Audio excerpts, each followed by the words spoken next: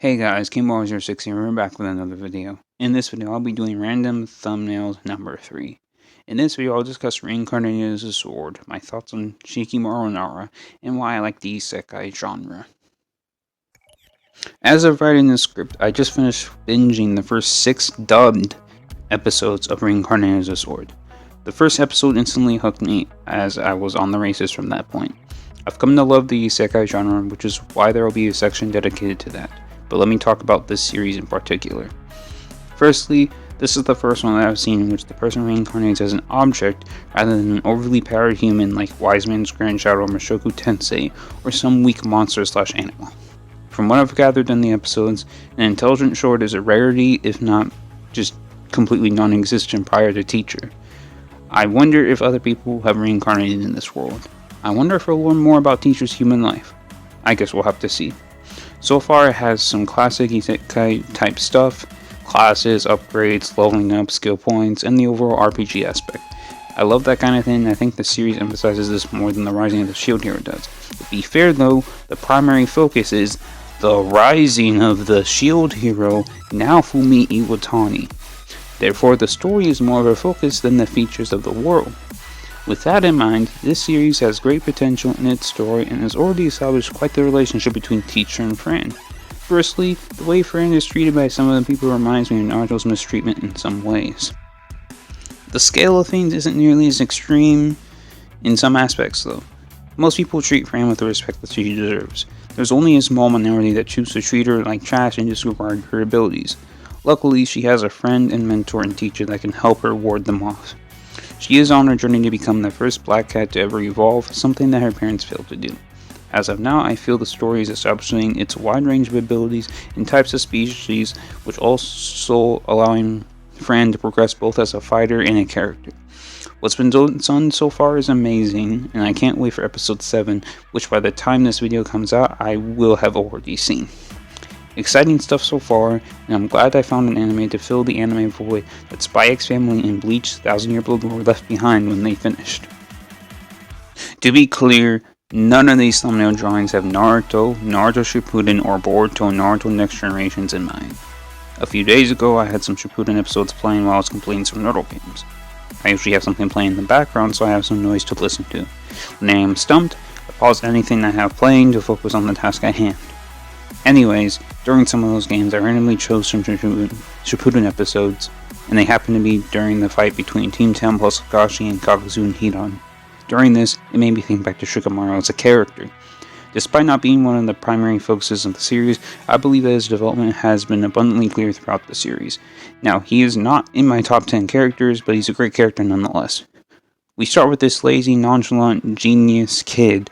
The only thing holding him back was the fact that he didn't put any effort into anything and he gives up too easily. For example, when he gave up against Tamari. From my perspective, I assumed he was correct in saying that he didn't have enough chakra to finish the fight. From Asuma's perspective and the majority of the audience, he gave up too easily. Despite that, he was the only one out of everyone who was promoted to Chunin. He showed his superior abilities at strategizing and coming up with a plan that requires the least amount of risk possible. Now we move on to the Sasuke Retrieval Act, in which Shikamaru leads his first team as a Chunin. After a hard-fought battle, everyone came back alive, but everyone suffered serious wounds.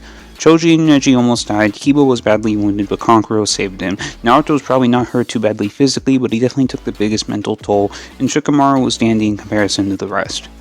He realized that despite all his planning, everything didn't go to plan. He was close to giving up on just being a ninja as a whole, but his father urged him to get stronger and make better strategies. Then we move on into Shippuden. For a lot of characters, Naruto positively impacted them. Chiyo, Kakashi, Sasuke, Lee, Neji, Zabuza, and yes, Shikamaru as well. There are more than I can name if I put in some time to think about it more deeply, but you get the idea. Shikamaru went from being this lazy, unambitious dude to getting into the grindstone in order to prepare for the day that Naruto becomes Hokage. Even after the 4th Great Ninja War, Shikamaru was still training hard every single day, not letting himself get soft. I forgot to mention Asuma's death, which is likely the most impactful thing for Shikamaru in the series, and where we saw the greatest amount of emotion from him. He was vengeful, but he was able to keep a cool head and come up with a doable strategy to beat Hidan and Kakuzu without having too much intel on either of them. I believe he showed great progression in Shippuden, and now that I think back to it, his points of development also tied in with the developments of Naruto. Naruto's determination increased after the Sasuke mission, and during the time of Asuma's death, Naruto was training and learning both Rasen Church and how to utilize his shadow clones better. Out of those in the old Inoshika-cho, Shikamaru is by far my favorite of the three.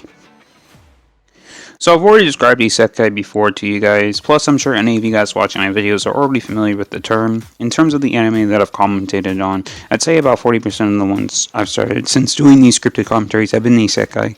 That might be an exaggeration, but you get the idea.